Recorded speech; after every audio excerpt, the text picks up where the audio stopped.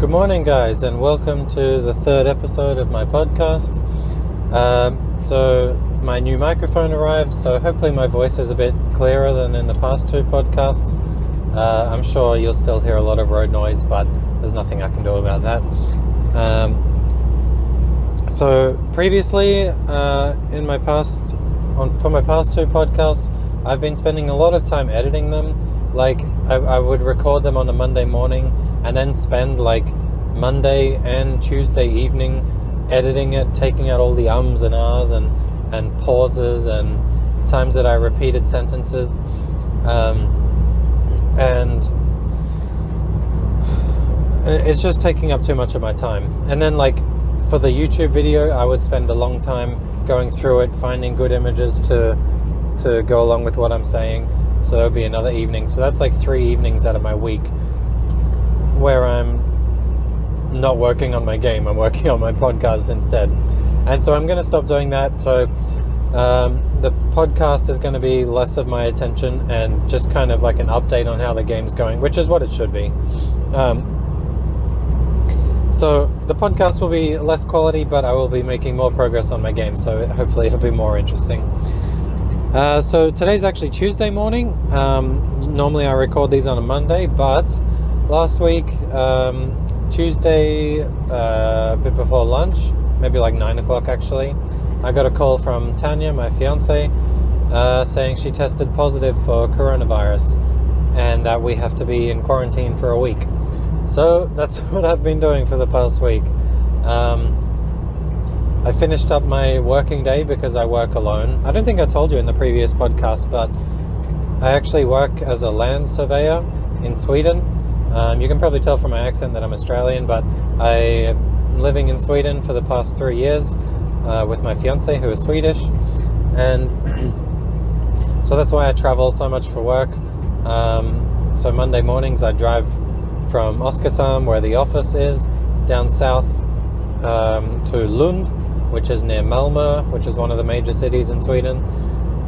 So in Lund, I've been working on a very large project, measuring all these details of this housing estate. They're going to do some renovations and stuff. So that's what I've been doing and why I've been driving so much. But yeah, so Tuesday I finished up my day measuring and then drove home. And then I was in quarantine until yesterday. I took a test and I tested negative, even though I was in quarantine with Tanya, who had coronavirus, but we were social distancing at home, like from each other. So I managed to avoid corona, and I've finished my quarantine and now I'm heading back to work Tuesday morning. Anyway, that's just a bit of background. I might add some stuff about my personal life to this podcast. Like, even if I finish this game and publish it, I want to keep going with the podcast because it's pretty enjoyable. So yeah, I'll tell you kind of what's happening in my life throughout the week.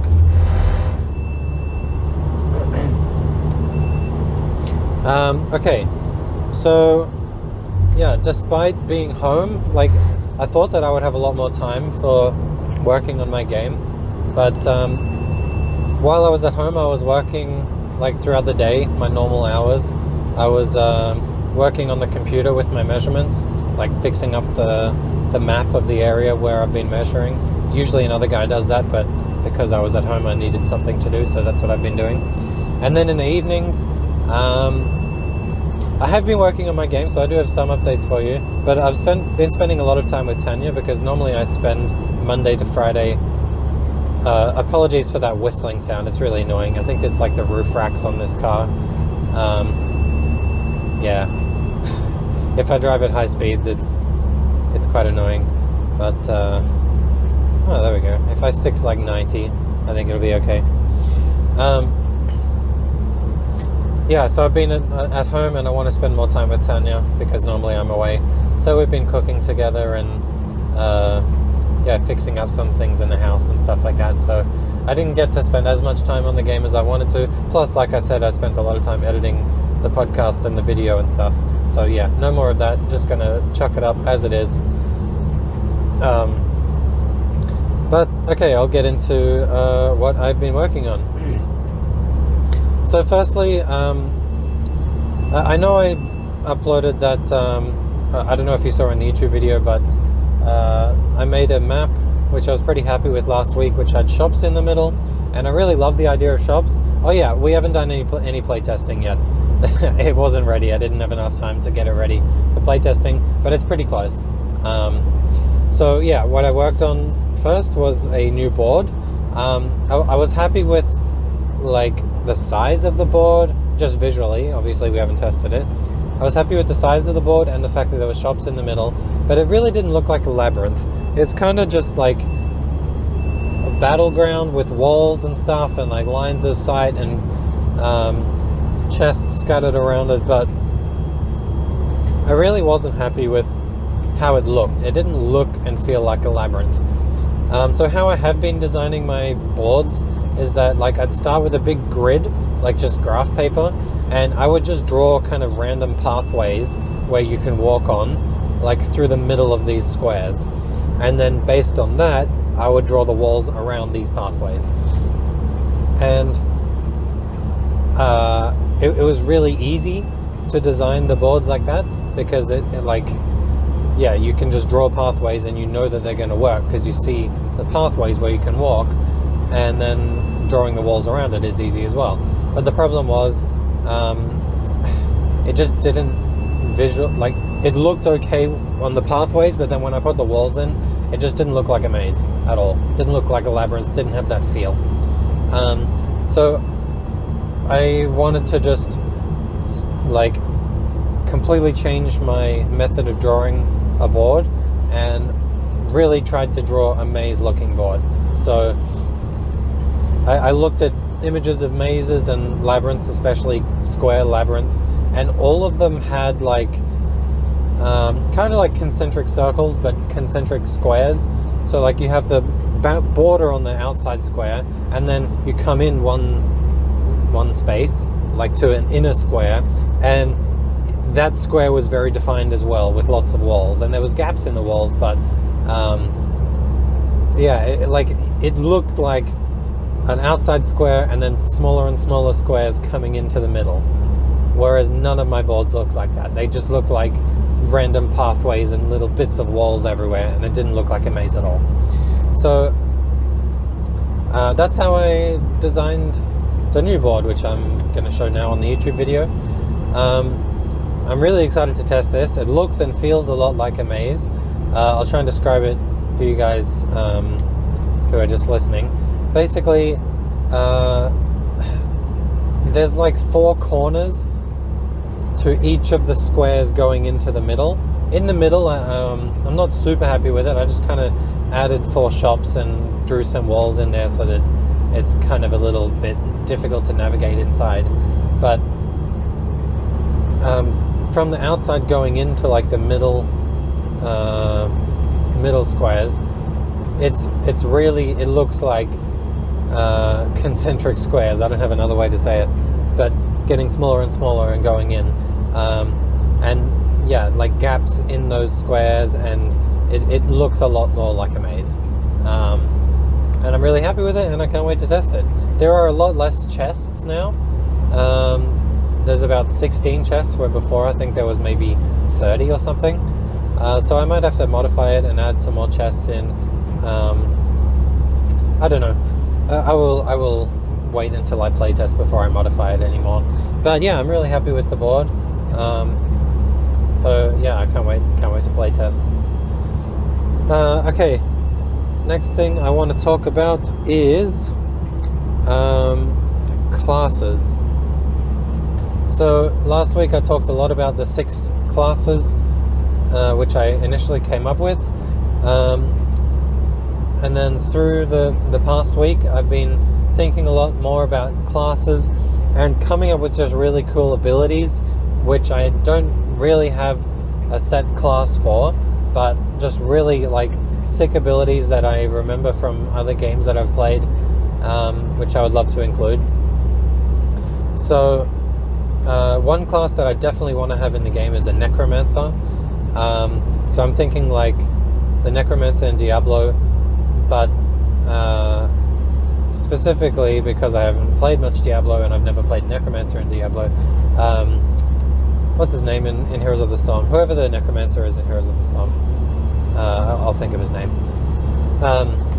So I really want a character that like summons skeletons, and yeah, so let me see my brainstorm. I don't know if I've come up with all the abilities for the Necromancer yet, but I definitely want to have a Necromancer class who like summons skeletons, who can like walk through the map and you control all of the skeletons.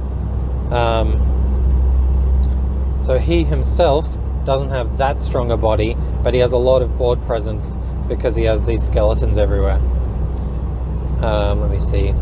So the Necromancer himself would be a mage type character, so he has a range of 2, like the other mages, the mage and the warlock.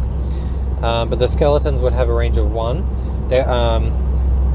This is just initial figures. I will test this and increase numbers and decrease numbers, of course. But I think that the health of the skeletons should be 1. I think they should be really easy to kill, but they should have really high damage, so that if you let them get too close, they will deal a lot of damage to you. So the passive of the Necromancer could just be that I have skeletons, and summoning them is an ability, and they move 1 space per turn, all of them, and when they die they explode, which is a thing in Diablo and Heroes of the Storm as well. So when the skeletons explode, they deal damage. So like in a square, like AoE damage around the skeleton, like 1 space away. So it's like you have to try and kill the skeleton with a ranged attack, like from a distance. Otherwise, like if you kill it with melee, then you're going to take some damage. And how much that damage is, I don't know. And then to upgrade that, like the skeletons can just move more spaces per turn, maybe 2 spaces per turn, and they can deal more damage when they die. Probably not going to increase the blast radius because it might be a bit too hard to kill them then without taking damage. So then I've come up with 3 abilities for the skeletons. The first one is just summon skeleton. So it just summons a skeleton 1 space away from you, and it may move immediately, so that like actually I don't know, maybe you just summon it and then it has to wait a turn to move, but like I want all the skeletons to move each turn, so yeah, you might as well include that on the turn that you play them, so that it's, yeah, you don't reduce confusion, so that like sorry, you don't increase confusion by like having some rule like you can't move on the turn they're summoned. Like all of your other abilities, like things can happen on the turn that you summon them. So yeah, the maximum skeletons at a time would be like 3, and if a skeleton dies, then you just get like your skeleton given back to you, and then you can just summon it again. But you have a maximum of 3, and then if you upgrade that ability, then you would increase the maximum to like 5 skeletons, I guess. So okay, another ability also to like, I want all of the abilities to be to do with the skeletons. So like I love that. I love the idea that he's just this undead guy controlling an army of skeletons. The second one is called Unwilling Sacrifice, and it just says destroy one of your skeletons, restore 2 health. So yeah, the idea is you just destroy one of your skeletons to get some health back. So that gives him a little bit of survivability. But then the skeleton, so obviously, yeah, because when the skeletons die, they deal some damage. So what you can do is like rush the skeleton in, attack somebody with him, and then blow him up to finish them, or something like that. And also, yeah, you can use it as a way to heal. And maybe the upgrade is like you can destroy as many skeletons as you like, and they instead of just 1 on your turn, you can kill all of them. And also, it would heal more than whatever it's going to heal. And then the last one is Possession. I really like this one. So the skeletons are going to look very similar to the Necromancer. He's just going to be like a skeleton with kind of like a ghostly soul inside of it. And what Possession does is you just swap places with one of your skeletons. Not like infinite range. There's going to be like a pretty short range on it, maybe 2 or 3, which you can upgrade. But the idea of it is you you kind of like leave the body that you're in and swap it for another body. It's like your ghostly soul jumps from one skeleton to another one, and I fucking love that. Like, game wise, it gives the Necromancer mobility, so he can like summon a skeleton, move it one space away, and then swap places with it, and then move his character.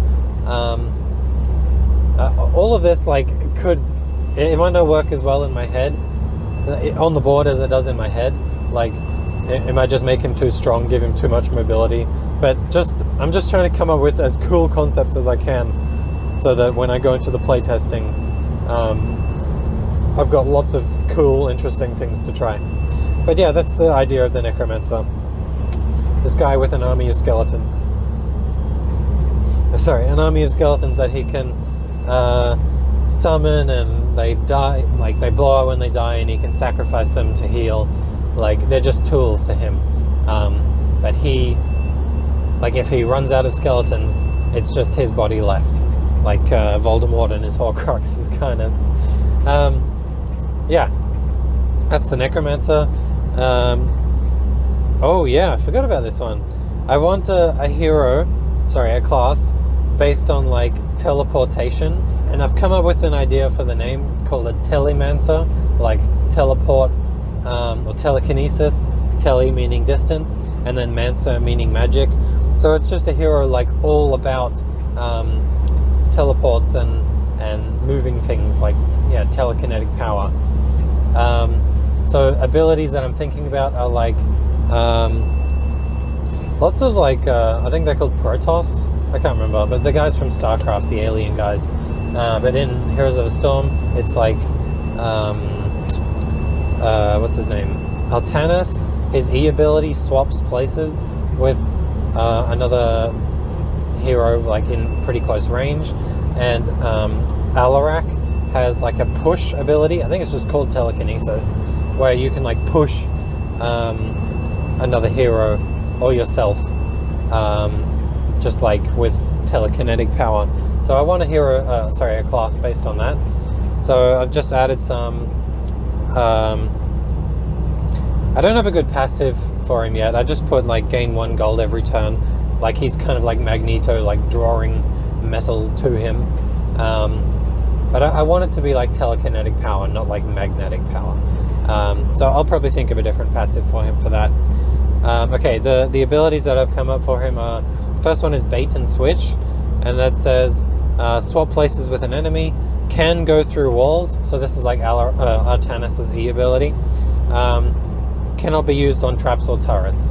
Yeah, I don't know. I don't want all of the abilities to be too wordy. I'll have to come up with some good way to like specify, to like categorize enemies into different things, whether it's like, whether I call them characters, and then like there's like the main characters, and then like the wolf and the skeletons and the turrets and I haven't spoken about the turrets yet. The traps, I want them to be like interactable and like enemies, but like I don't know, I'll need to categorize them because different abilities can work on different things. So I'll have to spend some time thinking about how I'm going to word these abilities. So yeah, that one just swaps places. It should be with an enemy within 2 range, and then to upgrade it, yeah, you just increase the range. So that could be really sick. Like, if you're not close to anybody, then you don't get any mobility. But if you're close to people, like, you can swap places with them and swap through the wall, like throwing the prism, Artanis throwing the prism and like bringing people into your base in halts. You can, like, I don't know, if you're stuck behind a trap, like a hunter's trap, you can swap places with somebody else and make them stuck behind the trap.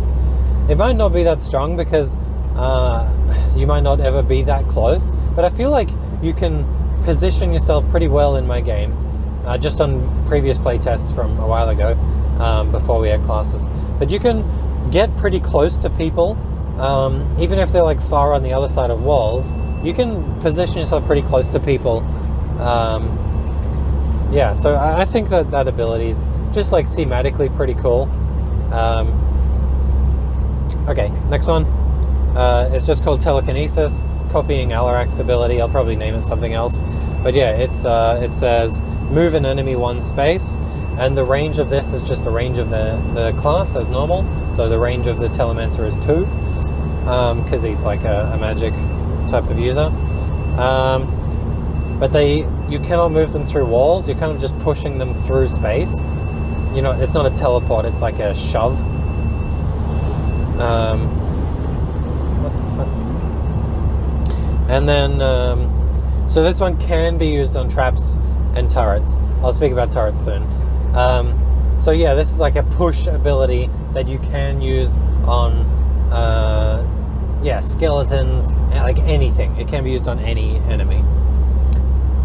So yeah, you could like push someone into a trap, or I don't know, like push them away from you if they're chasing you, or bring them towards you if they're slightly out of range. And then to upgrade it, you just move them 2 spaces. Oh yeah, this one is sick. Okay, I love the name on this one. The last ability is called Gravity Blast. If you are, I'm a bit of a drummer. I have a drum kit at home, and I like playing it, but I don't spend enough time on it, so I'm not very good. But there's a type of blast beat in metal and heavy metal called a gravity blast. Anyway, I just love the name of that because of that. But the concept of the gravity blast ability in my game is you're kind of like blasting energy at somebody, and the heavier they are, the more damage they take. And how I'm thinking about how heavy they are is how many items that they're holding in their hand, and maybe like how many items they have equipped as well. Because in my game you have a hand, and you also have like items that you have on your body. So basically, however many items you have on you, you take that much damage. So if you have like 4 items equipped and 2 items in your hand, you're going to take 6 damage. So I'll need to work out how much mana that's going to cost, but it'll be comparable to the other like damage abilities like Fireball and stuff like that. But yeah, I love that ability. It's like very thematic, the name, and also, yeah, a Gravity Blast is a thing in metal.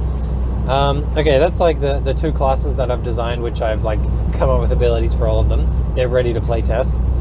And then there's a class that I really want in the game, which I haven't finished designing yet. And that class is an engineer. You might have guessed it because I was talking about turrets. But I'm thinking about turrets like Gazlowe in HOTS, in Heroes of the Storm. Placing, turrets down, and they can shoot people from a distance, but you can't move them. Kind of like a tower defense type thing. So the engineer is a melee character, like medium damage. And then the turrets shoot at a range of 2. So not very long range, but like similar damage to his basic attacks. But the turrets you can't move, and you can place up to 3 as well, like the traps and the skeletons. You can have up to 3. So the passive ability of the engineer is at the end of your turn, your turrets shoot all enemies within range. So yeah, you place a turret down. You can like then move away from it, and then at the end of your turn, all of your turrets shoot everyone within range. So they don't just shoot one person. If there are multiple people within range of a turret, then they shoot everybody. But they have to have like line of sight. They can't shoot through walls. Maybe I'll make that an upgrade, I don't know. But they have to be able to see the person that they're shooting, and yeah, they have to be in range. And then simple upgrade to that is that you can increase the range of your turrets. Very simple upgrade to the passive. Okay, so the first ability is obviously just to place a turret. So it says place a turret 1 space away, maximum of 3 turrets at a time. And then the upgrade for that ability is just to increase the maximum to 5. And then I'm not super happy with this ability, but the next ability is just dismantle. And my idea is that the engineer can like dismantle traps that the hunter has put down, and if like anyone else can place anything like mechanical or whatever, he can like dismantle them as well. Maybe I'll add that like if you dismantle something like a trap, you can like draw a card from the pile, so it's kind of like he's dismantling a trap and then he's like turning it into an item that he can use. But I don't know, it doesn't really make sense for you to dismantle a trap and like draw a hamburger. Turn a trap into a hamburger.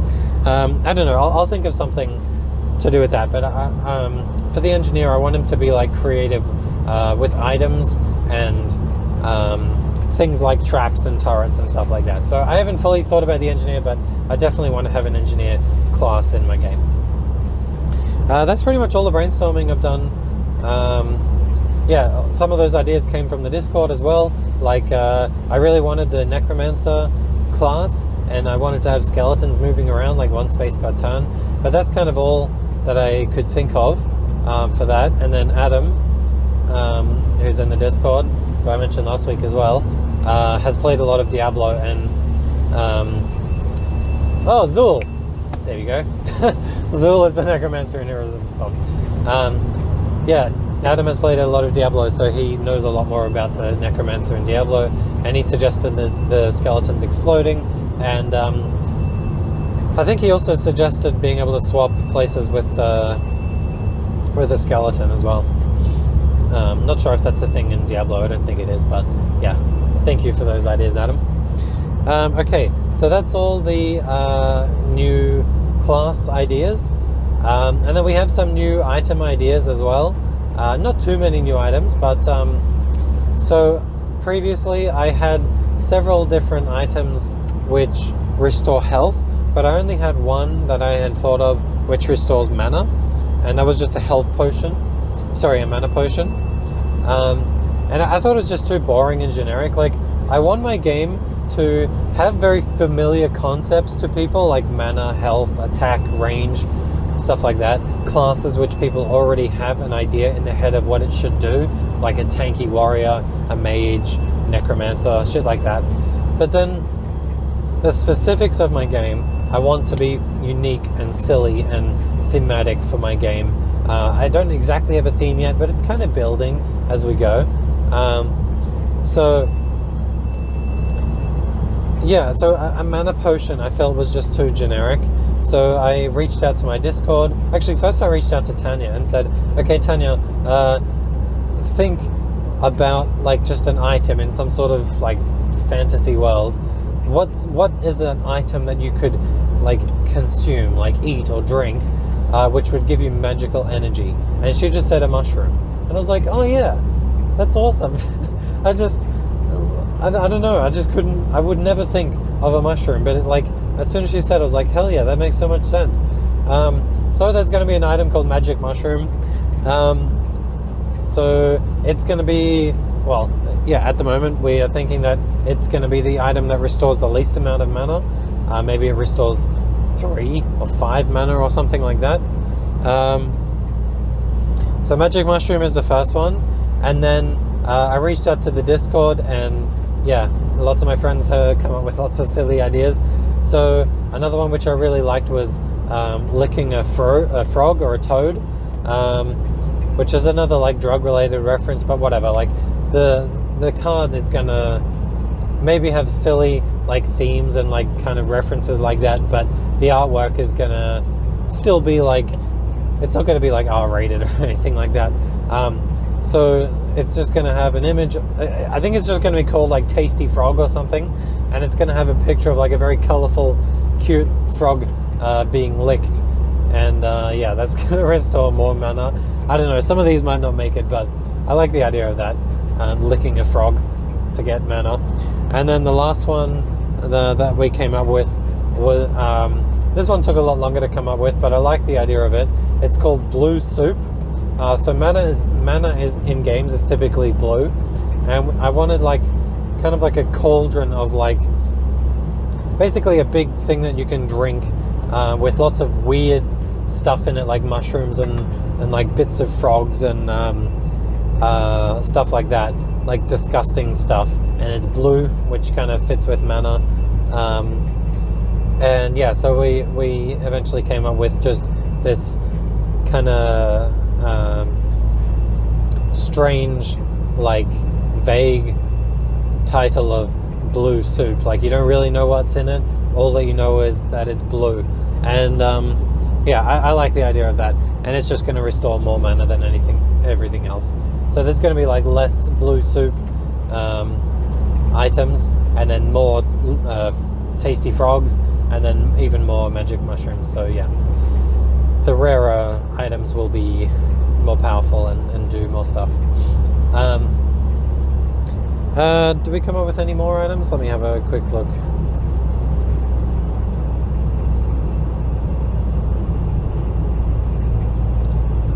I don't know if I mentioned these, but hell, this guy just drove past me with his high beams on. I had some cloaks before, so like I think it was Ghostly Cloak lets you dodge basic attacks, and then Cloak of Apparition, I think, lets you teleport through walls once per turn as one of your moves. And then I added another one. What was this one called? This one was called Mystic Cape, which is another item that you have to wear on your back. So you can only wear one of these at a time. And this one like lets you dodge like ability damage. And like each of these you're going to have to like roll a 6 or something to dodge it. But yeah, they're kind of just items that give you little bonuses like that. But yeah, I think that's like all of the items that all the new items that we've come up with. Just another thing that I wanted to say, like a huge like thank you to two of my people in my Discord, Kirst and Natsu. I just kind of reached out to them because I started making the items, getting them ready for printing and playtesting, and I'm kind of just using like free images from the internet and like bundles that I've downloaded with just like free images for board games, and I just reached out because I knew some of the people in my Discord quite good at drawing and quite good artists, so I asked them if they wanted to just design some like basic sketches of some of these items that I could use in playtesting. And Kirst came back with he just like after like an hour just had drawn the blue soup, and it looks really awesome. So I'll put up these images on the YouTube video if you want to look at them. Yeah, so he just drew the blue soup and then started drawing these like magical hats. So there's 3 different hats that I've got in the game. There's like a wizard hat, a mystic hat, and an arcane hat, and they're just worn in a head slot. So if you're wearing these, you can't wear anything else in the head slot. And they just do like ability damage. So like the wizard hat has +1 ability damage, and then yeah, going up +2 and +3 ability damage. And he just drew some magical hats and just put them in the Discord, and I'm going to use those for playtesting. And Natsu is like, yeah, really loves frogs and toads and stuff, so she started designing the tasty frog that you can lick for mana. So yeah, thank you guys for drawing those. Super excited to have some like I initially just asked for like some like really basic sketches that I could have as like visual representations just for the prototypes, but you guys have drawn such amazing artwork, like I'm just going to use that in the final version of the game. So yeah, thank you. That's all I'm going to talk about this week. It's going to be a lot shorter than the previous episodes, but that's okay. They don't always have to be 1-hour podcasts. That's all I've got to talk about for this week. But yeah, like I said, I'm not going to spend any time editing these podcasts. There's going to be more ums and ahs and pauses and like yeah, it's going to be unedited, but I'm going to spend the extra time on actually making the game, so I've got more to talk about next week. So thank you for listening. As always, please join the Discord. There's a link in the description of the podcast and also on the YouTube video. And I'm just having so much fun making this game. Come and join in, suggest things. Like I'm getting so many of these ideas from people in my Discord. If you want to, you can give it a go, like designing boards, and I absolutely will test any board that anyone designs. They're just going to be square boards now. I've completely ditched the hexagon idea for now. I've also ditched the shifting walls idea for now. Just going to focus on having a nice balanced board that everyone has like the same paths available to them. So it's kind of, it's not really symmetric, but it's like each person has the same kind of quarter of the board, because everyone starts in a corner. Each quarter of the board is like identical. So I'm just going to have one board which is balanced, and everybody, I'm going to focus on the classes and the abilities and balancing those for now. So yeah, join the Discord, get involved, leave a comment on the YouTube video if you're watching this on YouTube, and yeah, come and join in. Thank you so much for listening. Hope you all have a great week, and I'll see you next Monday.